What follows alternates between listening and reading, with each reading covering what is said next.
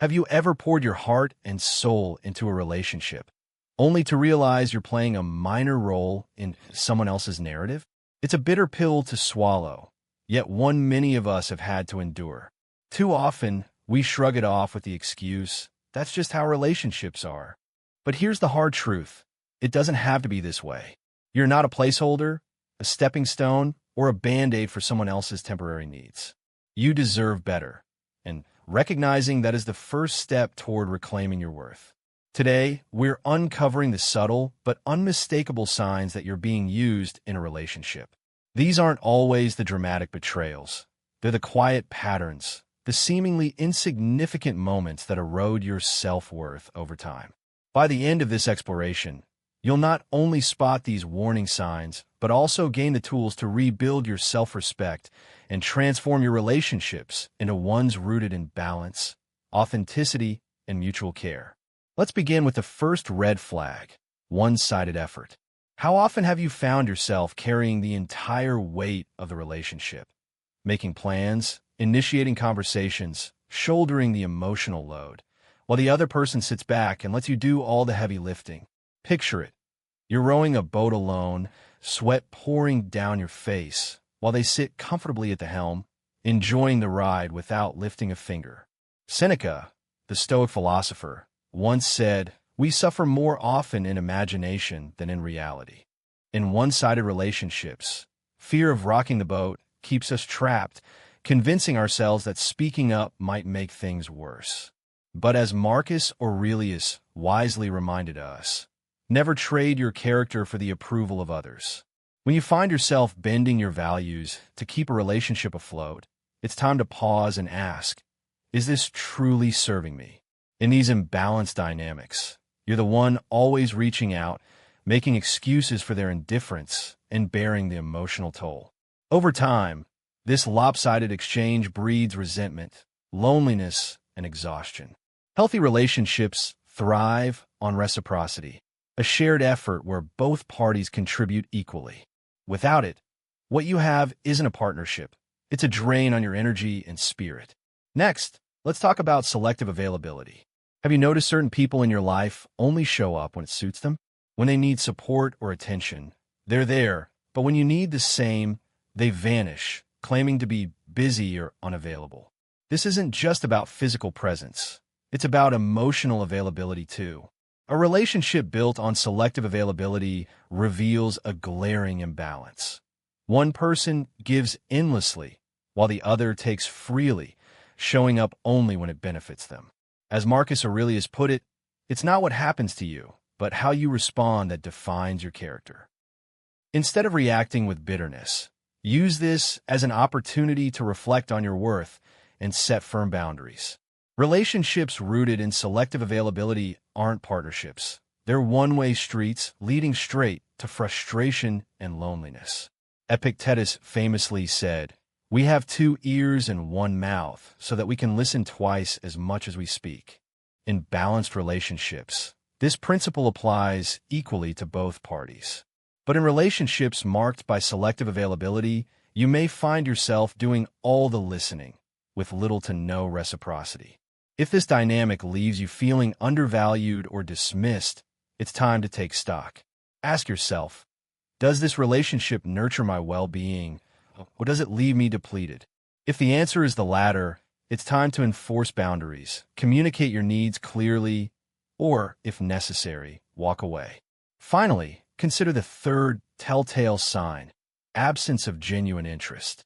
At its core, a meaningful relationship is built on mutual care, respect, and curiosity about each other's lives. But what happens when one person shows little to no interest in your thoughts, feelings, or dreams?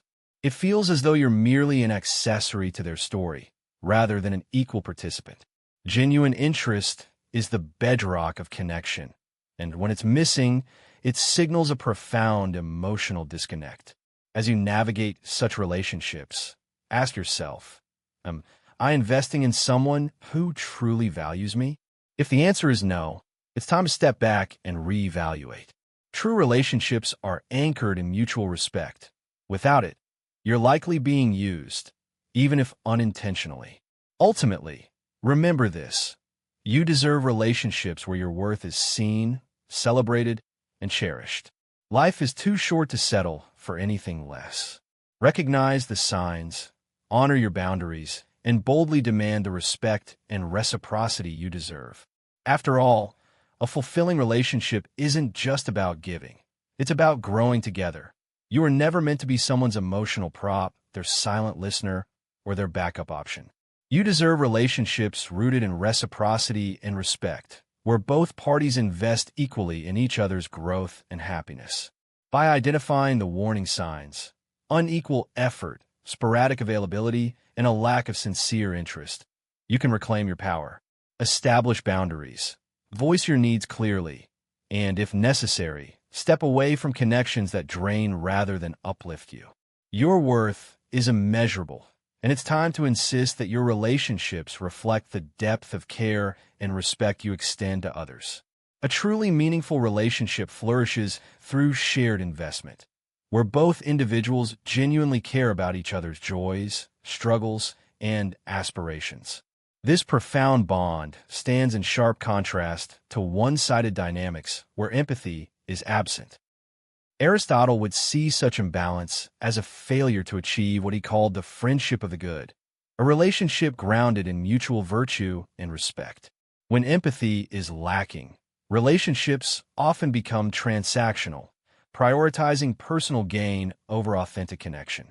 This not only stifles growth, but also leaves one feeling unseen and undervalued, a sentiment echoed by Carl Jung, who believed that meaningful human connections are essential for self-realization and inner fulfillment. Seneca, the Stoic philosopher, reminds us that relationships should be built on mutual benefit and respect, not exploitation. Entering into bonds solely for selfish purposes undermines their potential for enrichment.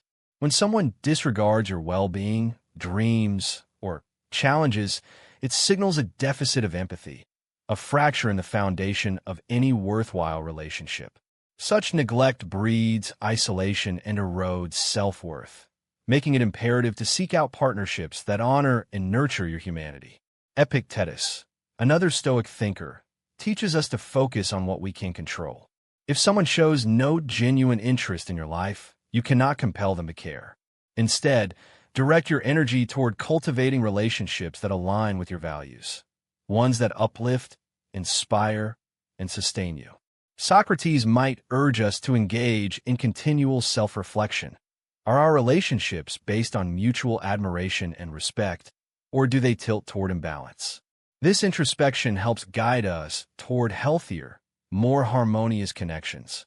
When emotional manipulation enters the equation, vigilance becomes paramount.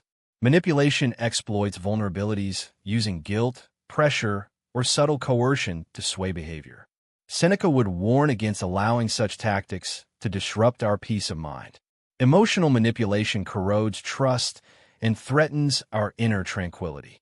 Marcus Aurelius, too, would counsel us to remain steadfast in our principles, refusing to let external forces disturb our equilibrium. Plato, ever the advocate of truth and justice, would likely condemn emotional manipulation as an affront to both, corrupting the soul and distorting reality. Another red flag arises when personal boundaries are disrespected. Whether it's constant changes in plans, unreasonable expectations of availability, or disregard for your needs and preferences, such behavior reveals a fundamental lack of consideration. Stoicism, particularly the teachings of Marcus Aurelius, emphasizes the importance of respecting others' dignity while safeguarding your own. Allowing someone to repeatedly trample your boundaries invites imbalance and harm. Seneca underscores the necessity of balancing self-preservation with obligations to others. Tipping too far in either direction weakens the relationship. Epictetus reinforces this idea by reminding us that while we cannot dictate others' actions, we retain control over how we respond. Asserting and protecting your boundaries is a form of self-respect, vital for maintaining healthy relationships. Jung's concept of individuation, the process of integrating all facets of oneself, highlights the role of boundary setting in personal development. Respecting individuality and honoring limits are foundational to fostering deep, lasting connections. Philosophy and psychology converge on a central truth. Relationships must be anchored in mutual respect, understanding, and emotional integrity. When these pillars crumble, it's crucial to recognize the imbalance and take decisive action. Protect your emotional well-being, demand reciprocity, and nurture connections that celebrate and support both individuals. After all, you deserve nothing less than a relationship that mirrors the depth of your own compassion and commitment. When boundaries are consistently ignored, they can severely hinder personal growth, leaving behind a trail of frustration and eroded identity. Aristotle's timeless wisdom about the golden mean, the delicate equilibrium between excess and deficiency, resonates deeply when applied to relationships. Boundaries must strike a balance. Too rigid, and connection suffers. Too lenient, and respect is lost. When boundaries are entirely dismissed, it creates an imbalance that breeds toxicity, harming everyone involved. Signal 1. Surface-level connections. One unmistakable sign of a troubled relationship lies in interactions devoid of emotional depth, where conversations remain shallow, merely skimming the surface without ever diving into meaningful waters. Even after spending considerable time together, both individuals remain strangers at their core, unable to forge a bond rooted in authenticity. Such relationships are marked by persistent superficiality, leaving both parties disconnected from each other's true essence. From a Stoic perspective, Epictetus would argue that genuine relationships thrive on truth and sincerity. Authenticity, he believed, is the bedrock of human connection. Superficial ties, therefore, fall woefully short of this ideal. Marcus Aurelius might view these hollow connections as squandered opportunities for deeper bonds that foster mutual understanding and personal evolution. For him, relationships should challenge us, enrich our lives, and serve as catalysts for growth. Seneca, too, would see shallow ties as evidence of a lack of commitment, not just to one another, but to the pursuit of self-improvement and collective betterment. Relationships, according to Seneca, must inspire growth and resilience. Anything less betrays the very purpose of meaningful connection. In Western philosophy, Aristotle's vision of friendship stands in stark contrast to such shallowness. True friendship, he argued, is built on mutual respect and shared virtues, not fleeting pleasure or utility. The highest form of friendship thrives on admiration for character, transcending surface-level exchanges. Plato, with his concept of the world of forms, would regard superficial connections as barriers preventing access to profound understanding and unity.